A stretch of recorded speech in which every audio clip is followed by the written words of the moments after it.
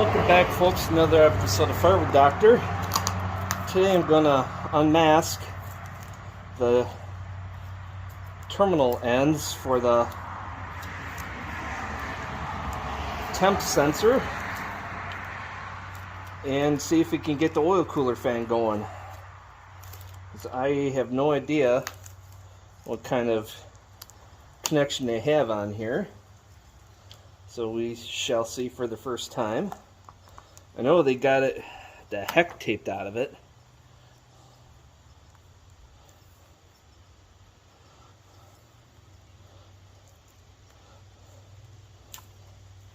Here we go. Yeah, this is all the waterproof it, so don't fret too much. Standard connectors here. Okay. Yeah, they did a good job taping this.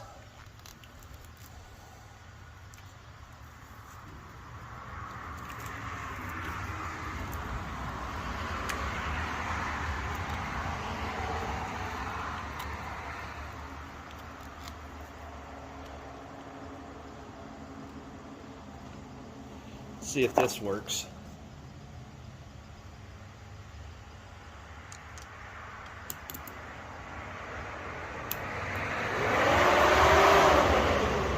Yep, fan works.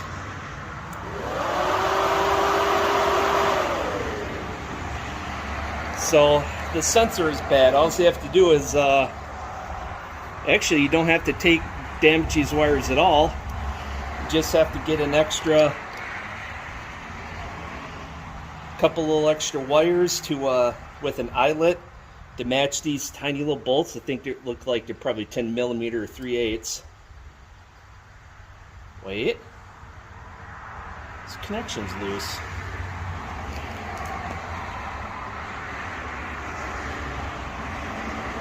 I doubt that's the problem, but I got the small tools at home, so let's see. Put the readers on. Oh, this is really loose.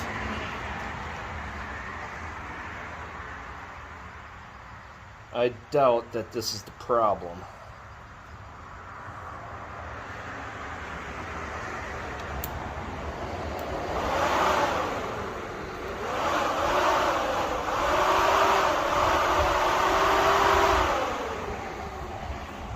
Yeah, I could sit here and do this at a job.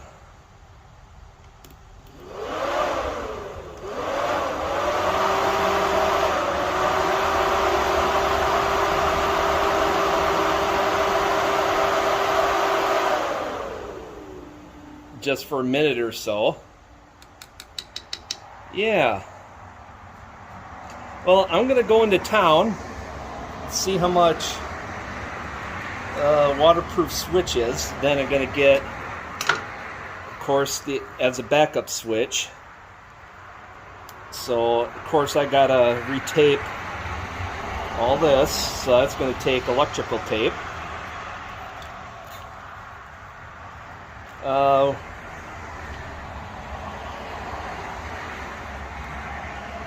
that came off too easy. Yeah, I'm thinking it's either these somehow loosened up under all that tape, because I could take it and rotate the connection, but I doubt that's the problem. I'm thinking it's the sensor. So at least we know the fan's working. I'll bring you around and show you. Watch those fan blades as I touch the terminals here.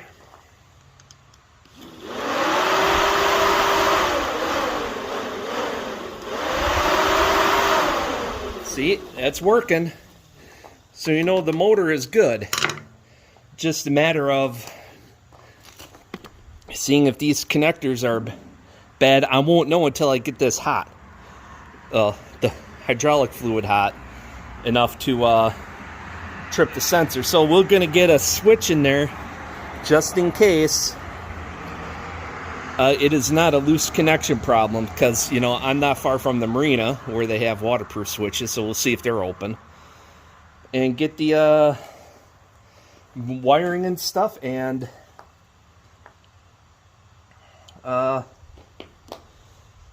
get this fixed up. All right, down the road we go.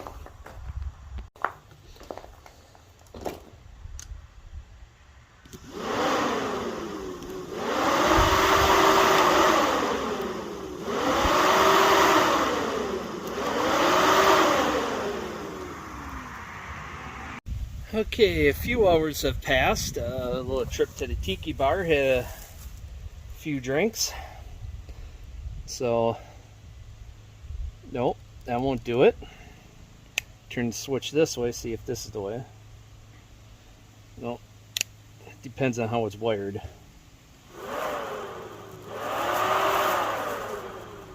So, they have it in the middle and won't run.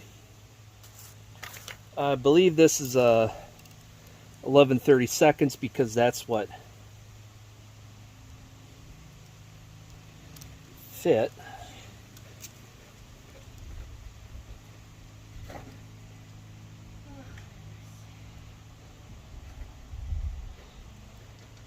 Gotta be careful with these.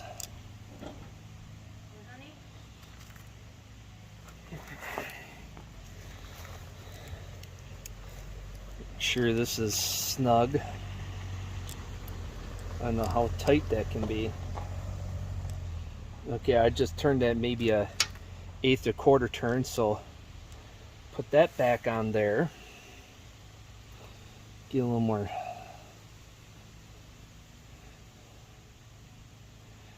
Okay, turn this around.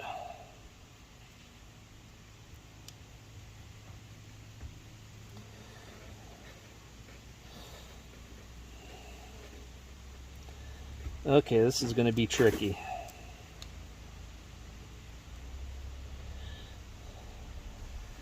Okay, I may have to cut this off and put a different connector on there.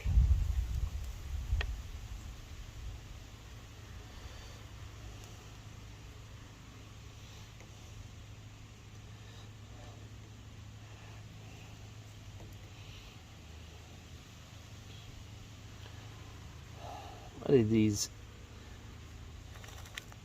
have to be so difficult? Otherwise I'll have to get another wiring solution.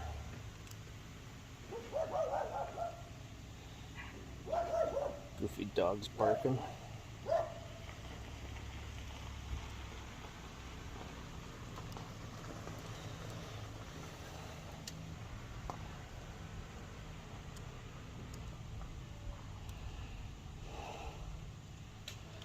You know what? I could wire it directly right to these and not worry about it.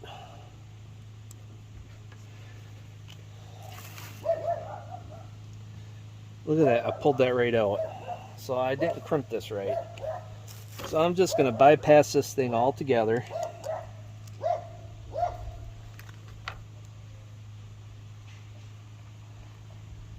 So this is going to be fully manual. Unless you can get the right connectors. I think this is a gauge bigger than what I have.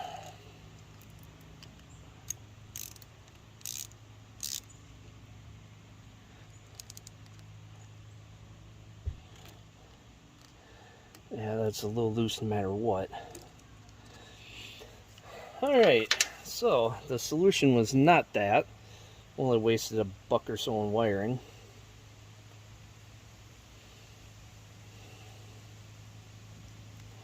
Yeah, so all you do is just take one of these waterproof connectors and just, okay, it's this way. So that's the easiest way to do it, is just take it right off of here and just have these blade type terminals. Just swap it right on here.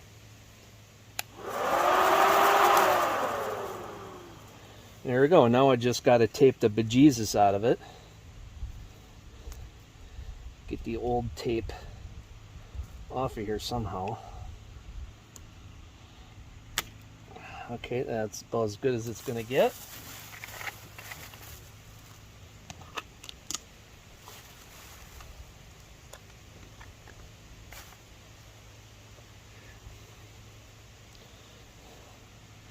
So this is going to be sitting out in the open, so I'm going to tape the bejesus out of this.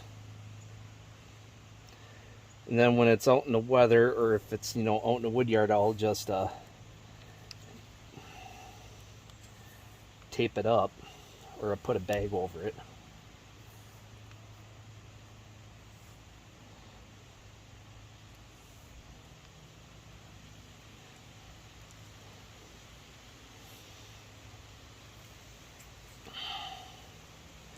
You want to get a good strong bond to these so water doesn't get down in there. Then that'll follow its way all the way down to the battery box, or this is just wire loom, so it's not going to come out here on the motor end. It'll just drain out. Still, you want to keep it as water tight and proof sealed as possible.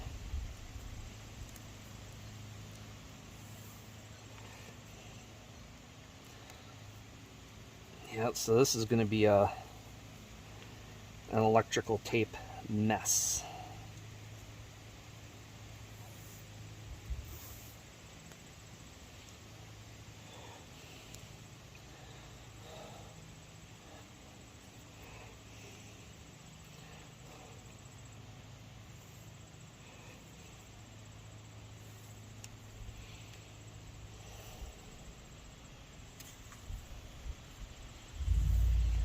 I don't know how well you can see this, but you want to get it under that terminal.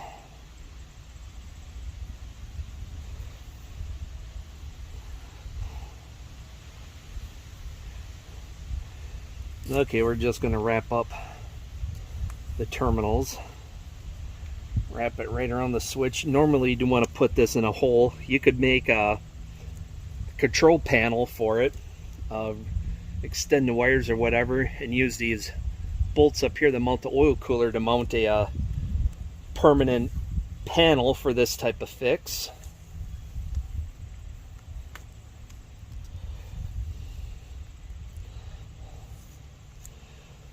So the only drawback of this method is this fix is that you have to monitor the temperature. It works. I'm going to use more tape than I should. This is like $8 a roll or something. It's ridiculously priced.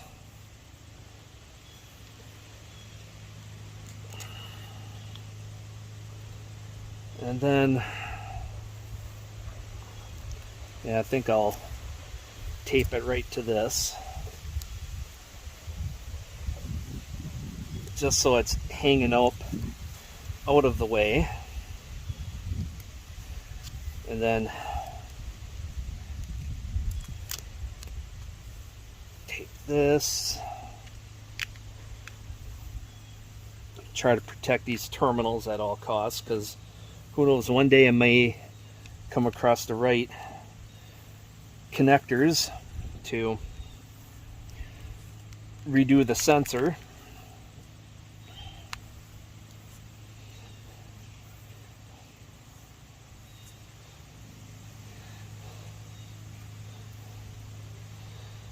And all this extra tape, what that's doing is giving it more strength to stay protruding out like this. Probably used up half the roll already.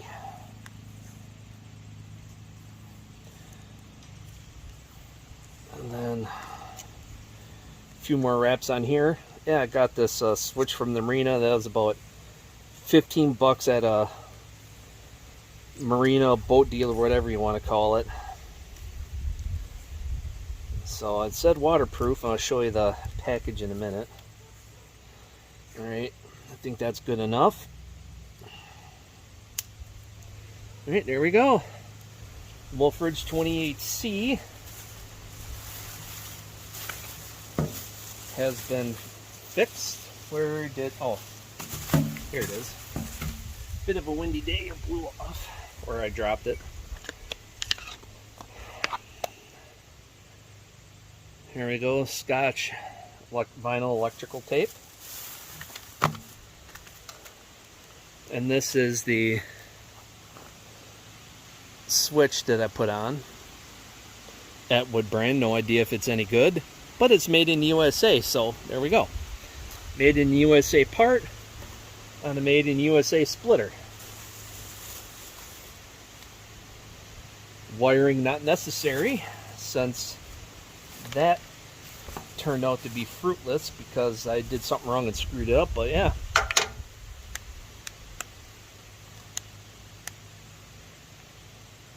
Oh God, now what?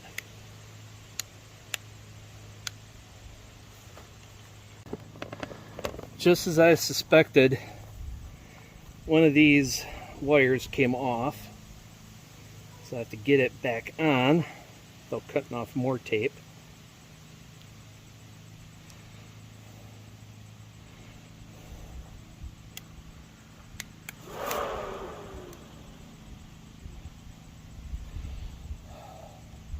Looks like I may have to go deep cutting tape off. Gotta be careful doing it this way so you don't cut wires, you know.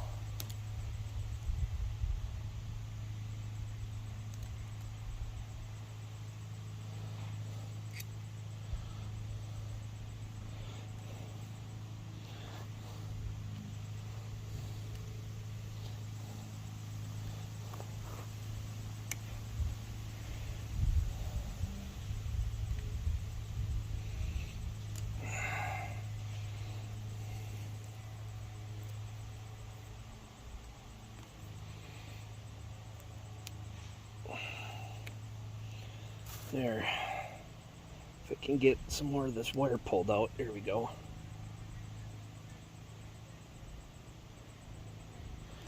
Maybe get it connected to this one and it'll stay put better.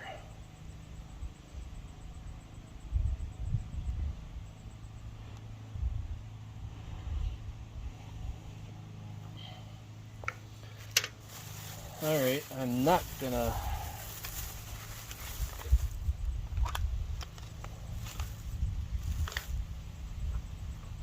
I'm going to start here and tape it.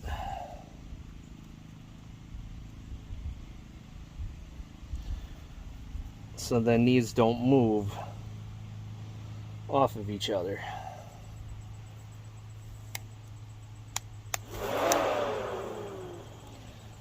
I'm not going to tape over that.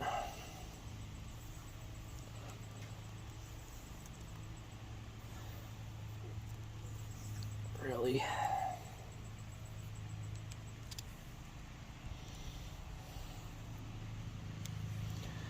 Now I gotta fix this by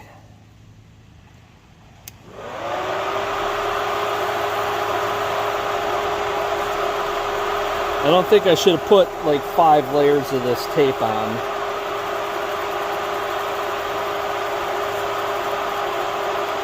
But I gotta make sure it's not gonna come off.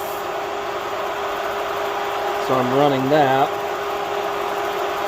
Doing a crisscross.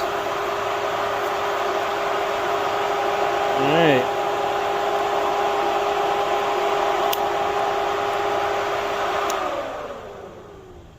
Well, that should not come loose.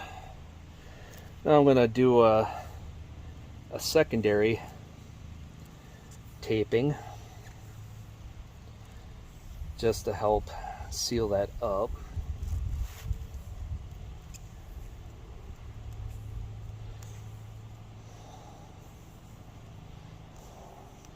Just to keep water out of it. I'm not going to pull this as tight as I did that other stuff. X-Acto knife. Alright, now it's fixed. I had a couple of screw-ups, but not too bad. Okay, so that's a dead position, so if I had a wire hooked up to this, it could power something else. Or if I put on a second jumper wire, I'd have to do some testing where it connects to here. I could run it either way. Alright, now it's fixed. We have success. So what do you think, folks? My first repair on the Wolf Ridge 28C. I think that's a qualified success. It's just sticking out here in the open. So hopefully this holds up. So I got this switch at the, it said at the marina, that was like 15 bucks or so. You can get a bunch of them on Amazon for like, 3 for 15, or it's working. Alright, so that's it, folks.